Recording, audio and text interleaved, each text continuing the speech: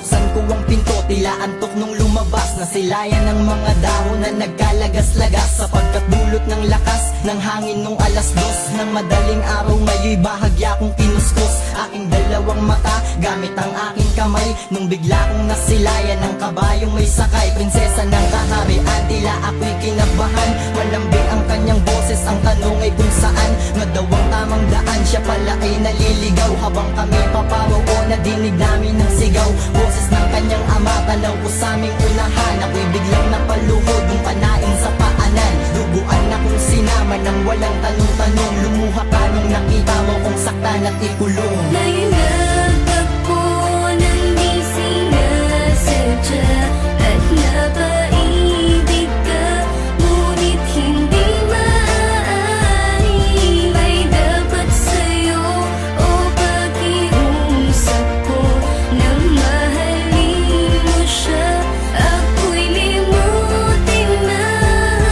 Kinabukasan nung umaga, pagdilat ng mata ko, halos tuyo na ang dugo na dumaloy sa paa ko. Hanggang makadinig ako, usap-usapan ng ilan. Prinsesa daw, pilit kong tinaka sa kaharian. Ba't ganun lang ako sa wala kong nagawang mali? Ngayon di ko na inisip, sa'min pa'y makauwi. Maya't mayay lumapit sa'kin, isang kawal na galit. Nilabas ako sa kulungan, sabay hawak sa'king damit. Sa harap ng mahal na hari, may galang nung tumayo. Sagot ko sa kanyang tanong, animoy usok ng sulo.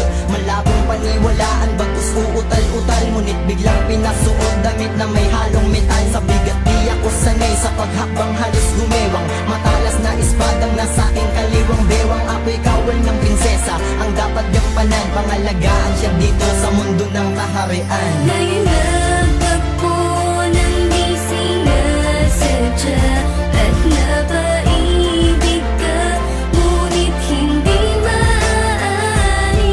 May dapat sa'yo o pakiusap ko na mahalin mo siya, ako'y limutin na.